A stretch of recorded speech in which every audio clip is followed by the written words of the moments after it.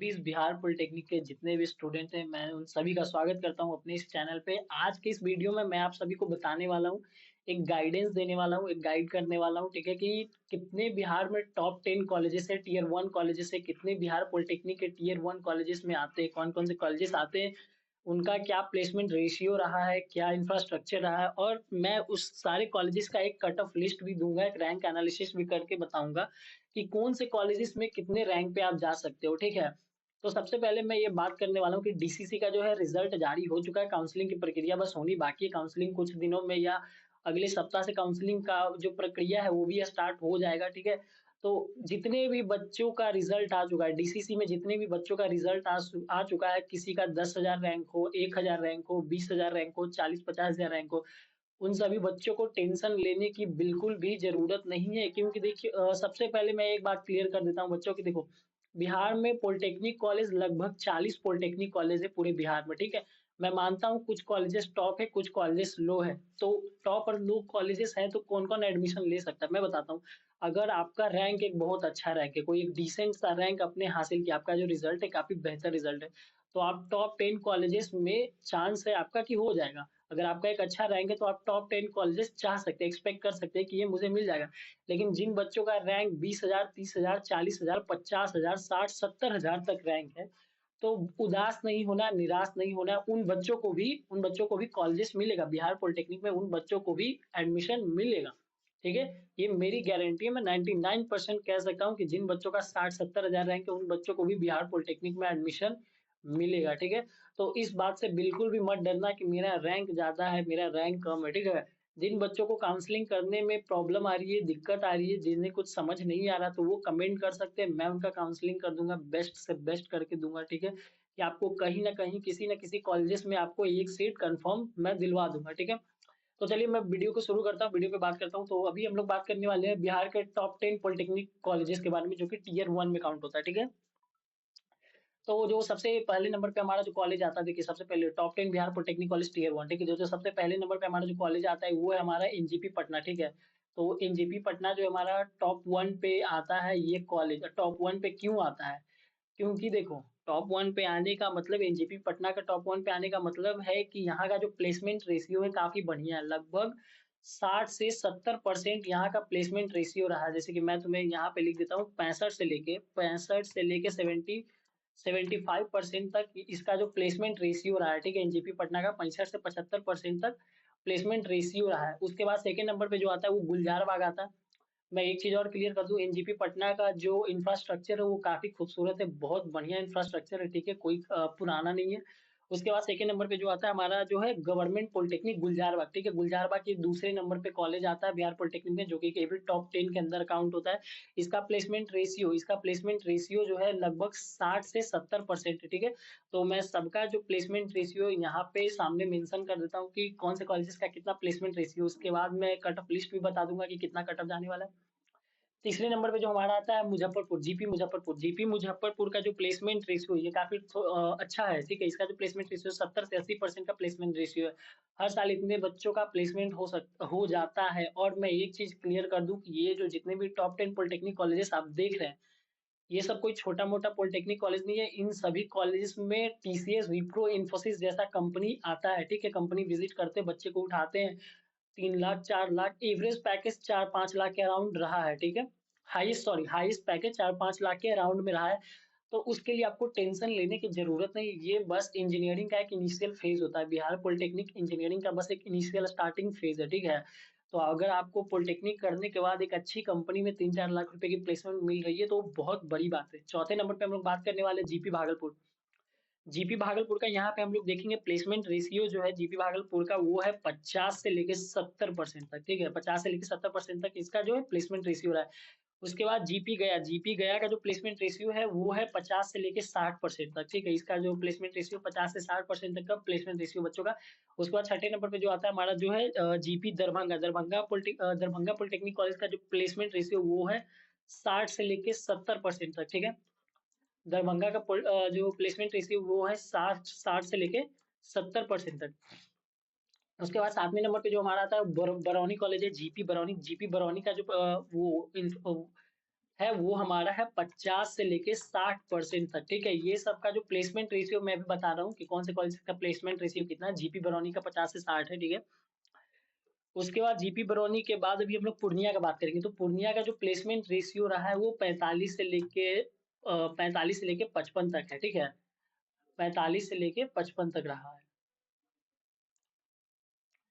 तो यहाँ पे मैं 55 मेंशन कर देता हूँ। ठीक है, 45 से लेके 55 तक। उसके बाद जो 9वें नंबर पे हमारा कॉलेज है जीपी वैशाली है। जीपी वैशाली का जो प्लेसमेंट रेशियो है वो 40 से 55 है। ठीक है, 40 से 55। देखो जैसे जैसे हम लोग लोअर जा रहे हैं वैसे वैसे प्लेसमेंट रेशियो घट रहा है। इस हिसाब से तुम अंदाजा लगा लो कि कौन सा कॉलेज सबसे ज्यादा बढ़िया, कौन सा कॉलेज खराब। लेकिन जो बिहार में टॉप 10 कॉलेज है अभी, जैसे जैसे मैं तुम्हें बताता हूँ जीपी सहरसा।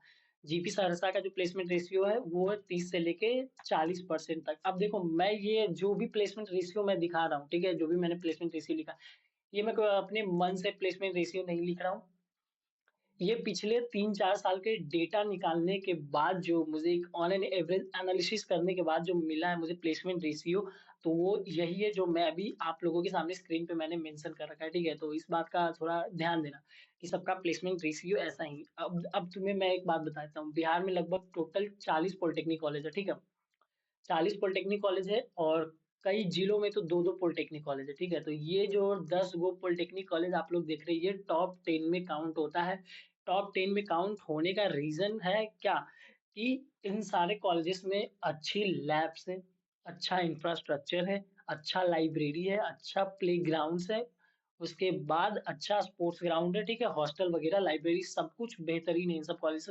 और बाकी जितना भी पॉलिटेक्निक कॉलेजेस है और नया नया बाकी जो 30 रिमेनिंग पॉलिटेक्निक कॉलेजेस रह गया, मैं उन सब के बारे में भी नहीं बता रहा हूँ। वो सब एवरेज पॉलिटेक्निक कॉलेज है। ठीक है, वो सभी एवरेज पॉलिटेक्निक कॉलेज है। आराम से इजी में एडमिशन मिल जाता है, कोई बड़ी बात नहीं है। अगर आपका 30-40 हजार भी रहेंगे तो आराम से मिल जाएगा वो सब पॉलिटेक्निक कॉलेज, कोई दिक्कत नहीं है। ठीक है, ये सब बस टॉप कॉलेज है। अब थोड़ा सा मैं कट ऑफ रैंक एनालिसिस कर देता हूँ। अगर देखो मैं चाहूँ तो कैटेगरी रैंक एनालिसिस में जो भी कर रहा हूँ सीएससी और सिविल, ठीक है, ये दो ब्रांच के अकॉर्डिंग कर रहा हूँ। ठीक है, मैं सारे ब्रांचों का अलग अलग कट ऑफ या रैंक वैंक मैं नहीं बताने वाला। ठीक है, बस मैं हाइयर का बता देता हूँ। सीएससी और सिविल का बस मैं बता देता हूँ कि कितना से कितना जाता है। देखो सबसे पहले नंबर पे हमारा जो है एनजीपी पटना है। ठीक है, एनजीपी पटना में आपको एडमिशन लेने के लिए आपका डीसीसी बिहार पॉलिटेक्निक में रैंक कितना होना चाहिए। अगर आप जनरल कैटेगरी से और आपका जो रैंक है 1,000 से लेके, सॉरी 1 से लेके अगर 3,000 के बीच में, सिंगल डिजिट से लेके 4 डिजिट 3,000 के बीच में है आपका रैंक, तो आप एनजीपी पटना के लिए ट्राई कर सकते हैं। अगर आप जनरल कैटेगरी में है तो ठीक है, अगर आप जनरल कैटेगरी में है तो आप 1 से 3,000 तक के रैंक में वो अप्लाई कर सकते हैं, कोई दिक्कत वाली बात नहीं है। उसके बाद अगर आप बीसी बीसी में है, ठीक है, तो अगर बीसी बीसी में जैसे कि देखो मैं यहाँ पे लिख देता हूँ। ठीक है, थोड़ा सा सभी लोगों को पता आएगा।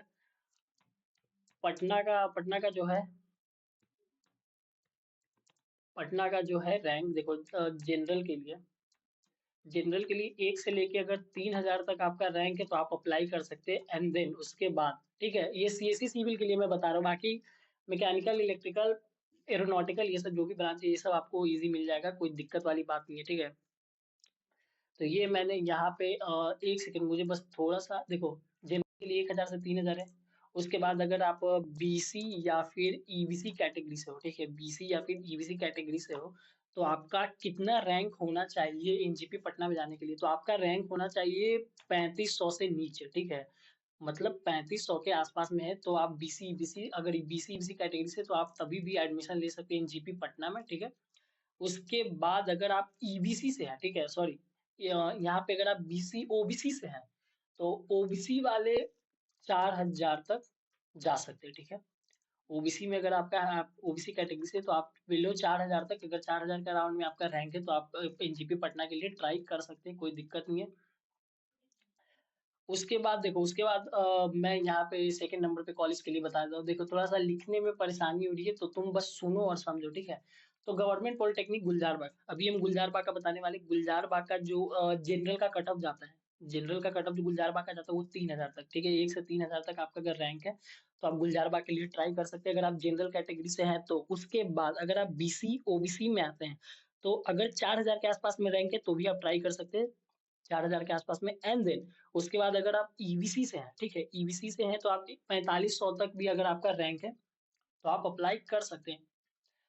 अब मैं सारे कॉलेजेस का rank cut off list description में डाल दूंगा, ठीक है। मैं नहीं चाहता कि वीडियो को बहुत ज्यादा लंबा करूं। जो मुझे बेसिक ओवरव्यू देना था, जो बेसिक बातचीत मुझे बताना था, वो सभी मैं बता चुका हूँ इस वीडियो के माध्यम से। बाकी ये जो भी आप टॉप 10 कॉलेजेस देख रहे हैं, ये जो आप टॉप 10 कॉलेजेस देख रहे हैं, ये सारे कॉलेजेस का जो मैं कट ऑफ लिस्ट है, ठीक है। कट ऑफ लिस्ट कौन से कॉलेजेस में कितने रैंक पे कौन से कैटेगरी के लिए जाने वाला है, तो मैं कट ऑफ लिस्ट डिस्क्रिप्शन में डाल दूंगा, आप वहां से चेक कर देना, ठीक है। उसके बाद ये सब सारे जो कॉलेजेस हैं, मैंने इसे टॉप 10 में क्यों रखा है, ये बात मैंने आपको क्लियर कर दिया है, ठीक है। क्योंकि इन सब कॉलेजेस में अच्छा लैब फैसिलिटी है, गुड, अच्छा स्पोर्ट्स ग्राउंड है, ठीक है। अच्छा स्पोर्ट्स ग्राउंड है, लैब है, लाइब्रेरी है, सब कुछ बढ़िया, hostel infrastructure, academic building, overall सब कुछ बेस्ट है। बाकी का जो रिमेनिंग 30 पॉलिटेक्निक कॉलेजेस है, वो भी सब ठीक है लगभग। वो सभी कॉलेजेस भी नए नए कॉलेजेस है, काफी सारे कॉलेजेस नए नए अभी बने पॉलिटेक्निक में, ठीक है।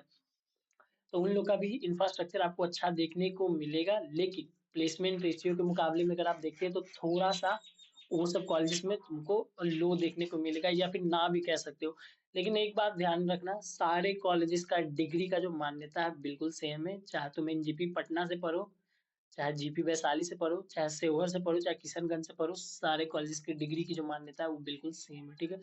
तो उम्मीद करते हैं कि इस वीडियो से आपको एक अच्छा खासा ओवरव्यू मिल चुका होगा। अगर किसी भी तरह का आपको प्रॉब्लम में कुछ एक्स्ट्रा पूछना है कि सर इतना रैंक आया, कौन सा कॉलेज लेना चाहिए नहीं लेना चाहिए, तो मैं वो सभी बताने के लिए रेडी हूँ, ठीक है। ग्रुप डिस्क्रिप्शन में मैं ग्रुप का लिंक दे दूंगा, ग्रुप में ज्वाइन हो जाना, वहीं पे मैसेज करके बात कर लेंगे, ठीक है। भाई लाइक और सब्सक्राइब कर देना सभी लोग।